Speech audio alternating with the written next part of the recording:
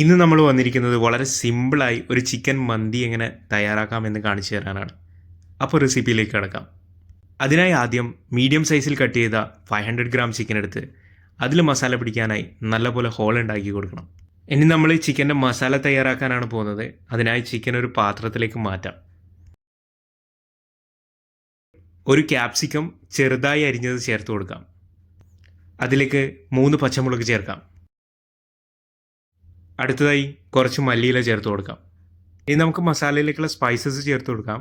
6 ഗ്രാമ്പു, 7 ഏലക്ക, 1 table spoon കുരുമുളക്, 1 table spoon garam masala, 2 chicken stock, 1 പട്ട എന്നിവ ചേർക്കാം. 1 ടേബിൾ സ്പൂൺ കുരുമുളക് പൊടി, 2 ടേബിൾ സ്പൂൺ മന്തി മസാല എന്നിവ ചേർത്ത് കൊടുക്കാം.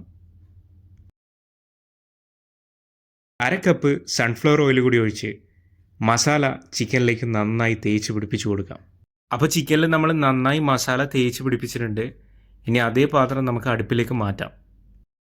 ചിക്കൻ വേവിക്കുന്ന സമയത്ത് ഒരു ചെറിയ ഡ്രൈ ലെമൺ കൂടി ചേർത്ത് കൊടുക്കാം. അടച്ചു വെച്ച് വേവിക്കുന്നതുകൊണ്ട് ഇടയ്ക്ക് ലിഡ് ഓപ്പൺ ചെയ്ത് ഇളക്കി കൊടുക്കാൻ മറക്കരുത്. അപ്പോൾ നമ്മുടെ ചിക്കൻ ഏകദേശം വെന്ത് വന്നിട്ടുണ്ട്. ചിക്കൻ വെന്ത് കഴിഞ്ഞ് കഴിഞ്ഞാൽ നമുക്ക് ആ ഫ്ലെയിം ഓഫ് ചെയ്യാം. പിന്നെ ചിക്കൻ വേവിച്ച ആ പാത്രത്തിൽ നിന്ന് കുറച്ച് ഓയിലെടുത്ത് നമുക്ക് മാറ്റി വെക്കണം. അടുത്തതായി നമുക്ക് മന്തി റൈസ് ഉണ്ടാക്കാം. അതിനായി ഒരു പാത്രത്തിൽ ആവശ്യത്തിന് വെള്ളമെടുത്ത് അതിൽ 2 ടേബിൾ സ്പൂൺ സൺഫ്ലവർ ഓയിൽ ഒഴിക്കാം. പിന്നീട് ആവശ്യത്തിന് ഉപ്പും ചേർത്ത് കൊടുക്കാം.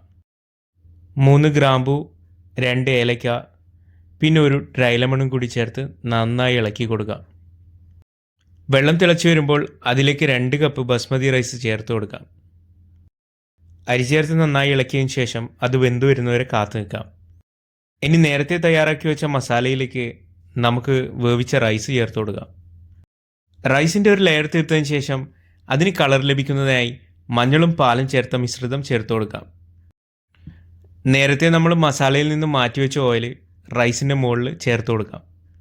മുൻപുള്ള സ്റ്റെപ്സ് ഫോളോ ചെയ്ത് റൈസിൻ്റെ ഒരു ലെയർ കൂടി ഉണ്ടാക്കാം.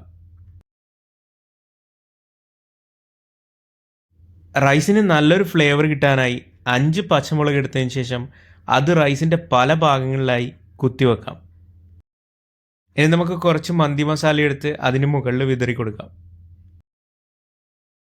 മന്തിക്ക് നല്ല സ്മോക്ക് ഫ്ലേവർ കിട്ടാനായി ഒരു ചാർക്കോൾ കത്തിച്ച് നമുക്കത് മന്തിയുടെ നടുവിൽ വെച്ച് കൊടുക്കാം. ഇനി ആ ചാർക്കോളിലേക്ക് കുറച്ച് ഓയിൽ ഒഴിച്ച് കഴിഞ്ഞ് കഴിഞ്ഞാൽ നല്ല പോലെ പുക വരും. അപ്പോൾ തന്നെ അടച്ചു വെക്കാം. ഒരു 10 മിനിറ്റിന് ശേഷം നമുക്ക് ലിഡ് ഓപ്പൺ ചെയ്ത് ചാർക്കോൾ മന്തിയിൽ നിന്ന് എടുത്തു മാറ്റാം.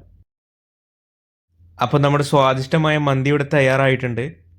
അപ്പോൾ നമുക്ക് ഈ റമദാനിൽ വളരെ ഈസിയും സിമ്പിളായിട്ട് ഉണ്ടാക്കാൻ പറ്റുന്നൊരു മന്തി റെസിപ്പിയാണിത്. അപ്പോൾ എല്ലാവരും ട്രൈ ചെയ്ത് ഫീഡ്ബാക്ക് അറിയിക്കുക. ചാനൽ ഇഷ്ടമായെങ്കിൽ സബ്സ്ക്രൈബ് ചെയ്യുക.